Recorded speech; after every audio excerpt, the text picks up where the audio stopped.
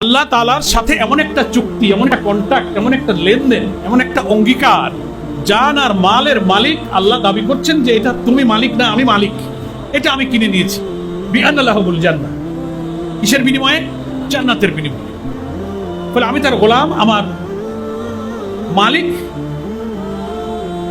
তার গোলামের কাছে যে জিনিসটা রেখেছেন সেটা রেখে দিয়ে আবার দাবি করছেন যে এটা আমি কিনে নিয়েছি এবং এর বিনিময়ে আমি তোমাকে জান্নাত দান। এই বেচাকেনাটা দৃশ্যত বাকিতে, পৃথিবীর বড় বড় ব্যবসায়ীদের লেনদেন দেখবেন যে বাকিতে হয়। এলসি খুলে বড় বড় বিজনেস, হাজার হাজার কোটি টাকার ব্যবসা বাণিজ্যের বড় বড় লেনদেন বেচাকেনার কন্ট্রাক্ট কিন্তু বাকিতে হয়, একটা মেয়াদে হয়, তারপরে পেমেন্ট হয়, এর মধ্যে ব্যবসা কিন্তু হয়ে যায়। তো আল্লাহর সাথে আমাদের এই বেচাকেনাটা বাকিতে, এর একটা কন্ট্রাক্টের মেয়াদ আছে। এই যে ডিল, এই যে ব্যবসা, এই যে ট্রানজাকশন, এই চুক্তির একটা মেয়াদ আল্লাহর সাথে বান্দার হয়েছে। সে মেয়াদ কতদিন? হায়াত থাকা পর্যন্ত। আজরাইল আসবে, আজরাইল আসা পর্যন্ত আমার মেয়াদ 30, 40, 50, 60, 70, 80 বছর, যে কয়দিন আল্লাহ আমাকে দুনিয়া রাখেন, এই পর্যন্ত আল্লাহর সাথে আমার একটা বিক্রয় চুক্তি হয়েছে যে আমি তোমার মালটা কিনে নিলাম, আবার তোমার কাছে আমি জমা রাখলাম, এটা তোমার কাছে আমানত, আমার কেনা মাল আমি তোমার কাছে জমা করে দিলাম, এবং আমি তোমাকে কিছু কন্ডিশন, শর্ত দিয়ে দিলাম যে এই সীমা সংখ্যা নির্দিষ্ট শর্তের মধ্যে আমার এই রক্ষিত আমানতকে তুমি ব্যয় ব্যবহার ভোগ করবে। ওই মেয়াদ পর্যন্ত যদি তুমি তোমার সাথে আমার এই চুক্তিটা, এই কন্ট্রাক্টটা ঠিক করতে পারতো, তোমার পেমেন্ট যেটা বিআন্না লাহুল জান্নাহ, আমার চুক্তির মেয়াদ তোমার মউত পর্যন্ত, টিল ডেথ, আফটার ডেথ, সাথে সাথে তোমার পেমেন্ট তুমি পেয়ে যাবা, তুমি জান্নাত পেয়ে যাবে। সুবহানাল্লাহ। তো এত বড় একটা বাকির লেনদেন, এই জন্য এখানে এটা একটা কমার্শিয়াল। এই জন্য আল্লাহ তাআলা বলছেন যে তুমি আমার সাথে যে বেচা কেনা করলে, ফাস্তাবশিরু বিবাইকুমুল্লাযী বায়াতুম বিহি। কি পরিচিত পড়েছেন তো সবাই? কোন সূরা? সূরা তো।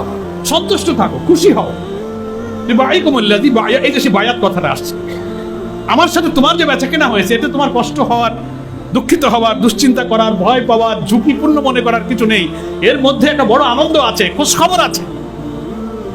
তাই আল্লাহ বলছেন ফাস্তাবশিরু, তুমি সন্তুষ্ট হও, বিবাইকুমুল্লাযী বায়াতুম বিহি, তোমার সাথে আমার যে বেচাকেনা হয়েছে তুমি তাতে খুশি হও।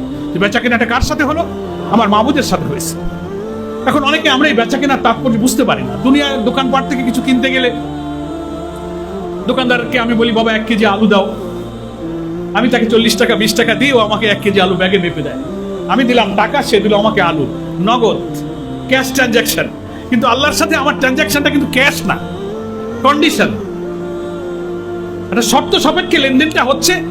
এবং এই কেনা বেচা, এই বিজনেস ডিল, এই ট্রানজাকশনের কন্ডিশনগুলো আমি যদি ফুলফিল করতে পারি, আফটার ফিনিশিং দ্য মেয়াদ, ফিনিশিং দ্য ডিউরেশন, এটা শেষ হওয়ার পরেই আল্লাহ আমাকে, দোকানদার যেমন নগদ 20 টাকা দিল, আর ও তো নগদ করেছে, আর আমি বাকিতে আল্লাহর আমানত আমার কাছে জমা রেখেছি, আল্লাহর দেওয়া নিয়ম বিধি সীমার মধ্যে থেকে যদি তার এই আমানত থেকে ব্যবহার করার চুক্তিটা আমি রক্ষা করতে পারি, তো ওই মেয়াদ শেষ হওয়া মাত্রই আল্লাহ তাআলা আমাকে জান্নাত দান করবেন। বিরাট লেনদেন। এটা হচ্ছে বায়াতের তাৎপর্য, যে আমার জানমালটা তো আমার কাছে, আমি দেখতে পাচ্ছি। আল্লাহ বলতেছেন আমি কিনে নিয়েছি, ইন্নাল্লাহ আশতারা, আমার হাত, চোখ, কান, মুখ, চলাফেরা, ক্ষমতা, এনার্জি, সম্পদ, স্ট্যামিনা, এনার্জি, এভরিথিং আমার কাছে আছে। এটা আমওয়াল আর আনফুস, জান আর মাল দুইটাই তো কিনে নিয়েছেন। তো আনফুস বলতে কি বোঝায়? সমস্ত জীবনী শক্তি সত্তার সাথে জড়িত, সমস্ত শক্তি, সম্পদ, মেধা, প্রতিভা, আমার এনার্জি, স্ট্যামিনা যা কিছু আছে, এটা আনফুসের অন্তর্ভুক্ত, নিজস্ব সত্তার মধ্যে। নাকি বলেন? আমি বলতে পারি, চলতে পারি, দেখতে পারি, লিখতে পারি, বুঝতে পারি, গবেষণা করতে পারি। আমার যত শারীরিক, জৈবিক, মানবীয় সত্তার মধ্যে আল্লাহ তাআলা আমাকে যতগুলো শক্তি, সামর্থ্য, অর্গান যা কিছু দিয়েছে, সবটা হচ্ছে আনফুসের অন্তর্ভুক্ত। আর আমওয়াল, টাকা পয়সা, ব্যাংক ব্যালেন্স, বাড়ি গাড়ি, জমি জমা, ব্যবসা, দোকান, চাকরি, সম্পদ, এসব হচ্ছে আমওয়াল। এই দুইটা জিনিস, ইন্নাল্লাহ আশতারা মিনাল মুমিনিনা আমওয়ালুহুম ওয়া আনফুসাহুম, এই মাল আর জান দুইটাই আল্লাহ নিয়ে বলছেন যে এটা আমি নিয়ে নিয়েছি, এটা তোমার না। মানে আমরা অনেক সময় বুঝতে পারি না যে আল্লাহ বলছেন নিয়ে নিয়েছি, তো আমার কাছেই তো আছে। এই বেচা কেনার রহস্যটা কি? রহস্যটা হচ্ছে, বোঝার জন্য একটা উদাহরণ দিই। চোখ যদি আমার জীবনের অংশ হয়, আমার জবান যদি আমার জীবনের অংশ হয়, আনফুসের অংশ হয়, দুটো হাত যদি জীবনের অংশ হয়, আমার চিন্তা, বুদ্ধি, মেধা, কথা বলার শক্তি, ভাবনার শক্তি, দেখার শক্তি, এভরিথিং সব যদি আমার আনফুসের অংশ হয়, তাহলে এটা বিক্রি হয়ে গেছে আল্লাহর কাছে, এটা আমার আর মালিকানা নেই। এই মালিকানার উপরে আল্লাহর এখতিয়ার কার্যকর হয়ে গেছে, আমার এখতিয়ার এখানে উজ্জ্বল হয়ে গেছে, এখানে আমার কাছে আমি আমানতদার মাত্র। যিনি এর আসল মালিক, যিনি আমার কাছে আমানত রেখেছেন, তার হুকুম, তার নির্দেশ, তার বেঁধে দেওয়া সীমার মধ্যে এই সম্পদগুলোর ব্যয় ব্যবহার ভোগ আমাকে করতে হবে। তার অর্থই হলো এই আমানতের জিনিসটাকে তার কাছে আমি বিক্রি করেছি বা সুপর্দ করেছি, তাইলে আমি আমানতদারির পরিচয় দিলাম। এর কোন রকম ব্যতিক্রম করলে আমি খেয়ানতকার হই। অপরের সম্পদ, অপর মানে কি আল্লাহ, মূল মালিকের সম্পদের আমি খেয়ানতকারী হই। এখন আমি যদি এই উদাহরণটা এইভাবে দিই, দুটো চোখ আমাকে আল্লাহ দিয়েছেন, এই চোখের মালিক কে? আল্লাহ। আমি আল্লাহর সাথে এই কন্ট্যাক্ট, এই বায়াত, এই লেনদেন, আমি যখন এই কথা বলেছি যে ইন্না সলাতি ওয়া নুসুকি ওয়া মাহইয়ায়া ওয়া মামাতি লিল্লাহি রাব্বিল আলামিন, এই কন্ট্যাক্ট, এই ডিল, এই ট্রানজাকশন, এই শপথের মধ্যে we all are committed to Almighty Allah, আল্লাহর কাছে সকলে আমরা অঙ্গীকার করে ফেলেছি যে তোমার এই রক্ষিত সম্পদ আর তোমার চিন্তা, ইচ্ছা, ভালো লাগা তোমার এখতিয়ারের বাইরে আর যাবে না। এখানে আমার কোনো এখতিয়ার কার্যকরী হবে না, সবটার উপরে তোমার হুকুম কার্যকর হয়ে গেছে। এখন আমি শুধু আমানতদার, পাহারাদার মাত্র, নাকি বলেন? এই যদি এর তাৎপর্য হয় অন্তর্নিহিত, তাহলে তার অর্থ দাঁড়ালো যে আমার দুটো চোখ দিয়ে আমি আল্লাহর সাথে কথা দিয়েছি, হ্যাঁ আল্লাহ, এই চোখের মালিক তো আমি না, এ তো তুমি।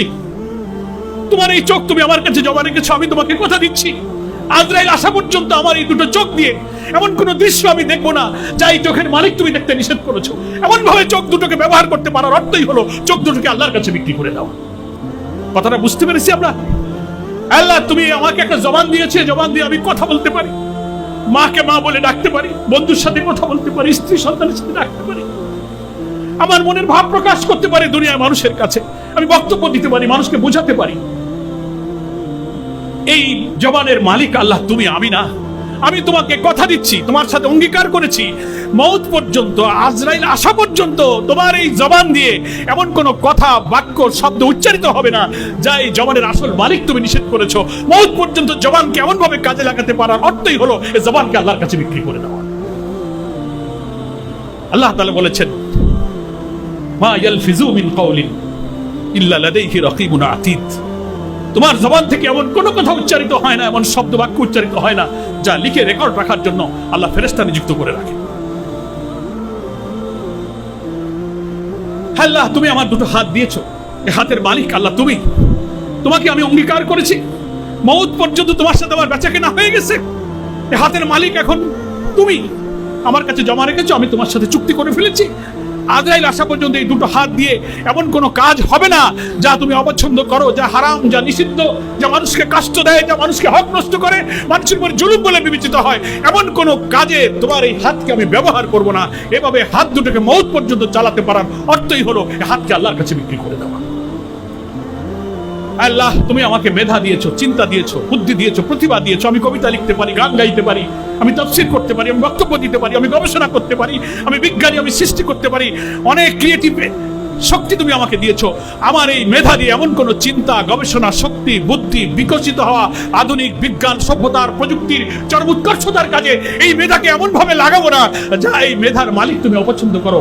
এমন ভাবে মেধাকে কাজে লাগাতে পারার অর্থই হলো এই মেধাকে আল্লাহর কাছে বিক্রি করে দাও। এইভাবে আমার হিউম্যান বডির সমস্ত অর্গান, সমস্ত এনার্জি, সমস্ত প্রতিভা, এটার অর্থ হলো আনফুস, এটাকে এমন ভাবে আল্লাহর সাথে কৃত অঙ্গীকার রক্ষা করে চালাতে পারার জিম্মাদার হয়ে গেছি। এখন আমি এইভাবে চালানোর অর্থই হলো আমার জীবনকে আল্লাহর কাছে বিক্রি করে দেওয়া। আর মাল কি? আল্লাহ তুমি আমাকে 10 বিঘা জমি দিয়েছো, ব্যাংকে 2 লাখ টাকা আছে, আমার একটা বাড়ি আছে, একটা সুন্দর চাকরি আছে, বিজনেস আছে। এ মালের মালিক আমি না, এ মাল তুমি আমাকে দিয়েছো। কে দিয়েছেন? লিল্লাহি মা ফিস সামাওয়াতি ওয়া মা ফিল, আকাশ জমিনের সব সম্পদ সৃষ্টির মালিকানা তোমার। আমি তোমার আমানতদার। আমি তোমাকে কথা দিচ্ছি, আমার এই টাকা, আমার এই জমি, আমার এই সম্পদ, আমার এই বাড়ি, গাড়ি, যা কিছু তুমি সম্পদ, মাল দিয়েছো, এই মালের একটা টাকা, একটা পয়সা এমন কোনো কাজে ব্যয় করবো না যে সীমা তুমি ঠিক করে দিয়েছো। তোমার হালাল হারামের সীমার মধ্যে থেকে তোমার আদেশের মধ্যে আমার এই মাল, সম্পদ, বাড়িঘর, ব্যয় ব্যবহার ভোগ হবে। মওত পর্যন্ত এই আল্লাহর দেওয়া এই সম্পদের আমানতকে এমন ভাবে ব্যয় ব্যবহার ভোগ করতে পারার অর্থই হলো মালকে আল্লাহর কাছে বিক্রি করে দেওয়া। কথাটা বুঝতে পেরেছি আমরা? এটার অর্থ হলো ইন্নাল্লাহ ইশতারা মিনাল মুমিনিনা আনফুসাহুম ওয়া আমওয়ালাহুম।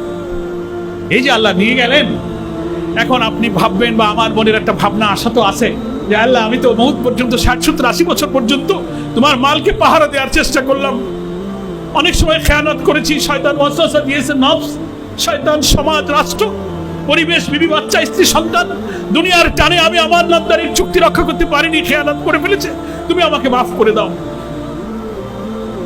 ক্ষমা চাইবে, ইস্তেগফার করবো। আল্লাহ রাসূল বলেছেন শতবার আমি ইস্তেগফার করি, তোমরা ইস্তেগফার করো। কেন? যে আল্লাহর আমানত রক্ষিত হয় না, ভুল হয়ে যায়, শয়তান আমাকে উস্কানি দেয়। তো আল্লাহর কাছে আমরা ওয়াদা করেছি, চুক্তি করেছি, কিন্তু কই, আমি তো সারাদিন শেষে রাতে যখন ঘুমাতে যাই 5 বার সালাতে দাঁড়িয়ে যখন আমার আত্মসমালোচনা আল্লাহকে রেখে কথা বলি, তখন দেখি আমার চোখের আমানত রক্ষা হয়নি, জমানের আমানত রক্ষা হয় নাই, হাত পায়ের আমানত রক্ষা হয় নাই, মেজাজ, মর্জি, চিন্তা বুদ্ধির খেয়ানত হয়ে গেছে। তখন আল্লাহর কাছে আমরা ক্ষমা চাই। এই ক্ষমা চাওয়া আর আমানতদারির সাথে মউত পর্যন্ত চলতে থাকার মধ্য দিয়ে আল্লাহ তাআলা তার বান্দাকে মাফ করে দেয়, নাকি বলেন? এইভাবে যদি আমি বিক্রয় চুক্তিটা ঠিক রাখতে পারি, এই আমানত যদি আমি রক্ষা করতে পারি, তো আল্লাহ যে ওয়াদা আছে বিআন্না লাহুমুল জান্নাহ, দেরি করবেন না, একেবারেই মউতের সাথে সাথেই আল্লাহ আমাকে জান্নাত দান করবেন। আলুর দোকানদার তো সাথে সাথে আলু দিয়ে দিলেও 1 টাকা লেনদেন হলো। আল্লাহ বলছেন আলুর দোকানদার তো নগদ, আমার বাকি এই 80-70 বছরের পরীক্ষায় যে তুমি উত্তীর্ণ হয়েছো, এমন পুরস্কার দেব, এমন মহা আনন্দের জায়গা দেব, তুমি খুশি হয়ে যাবে। আল্লাহ তাআলা সম্ভবত সূরা আরাফের মধ্যে বলছেন আল্লাযিনা তাতাওয়াফাহুমুল মালাইকাতু তাইয়্যিবিন ইয়াকুলুনা সালামুন আলাইকুম উদখুলুল জান্নাহ বিমা কুনতুম তা'মালুন। আয়াতটা বড় আবেগময় আয়াত। আল্লাহ বলছেন মউতের ফেরেশতারা জান কবজের সময় যখন কোনো মুমূর্ষু ব্যক্তির কাছে এসে তাইয়্যিবিন, তাইয়্যিব পাবে, পবিত্র পাবে। তাফসীরের মধ্যে এই তাইয়্যিব, এই পবিত্রতা বলতে মুমূর্ষু ব্যক্তির শুধু দেহের আর পোশাকের পবিত্রতা বোঝানো হয়নি, চরিত্রের পবিত্রতা, আখলাকের পবিত্রতা, আমানতের পবিত্রতা, ইখলাসের পবিত্রতা। 70-80 বছরের জীবনে তোমার জীবনকে নেফাকি, মুশরিকি, শিরকি থেকে সব কিছু দূর দিয়ে আল্লাহর কাছে তুমি যে ওয়াদা করেছিলে জীবনকে পরিচ্ছন্ন পবিত্র রেখে তুমি এখন মরতে যাচ্ছ।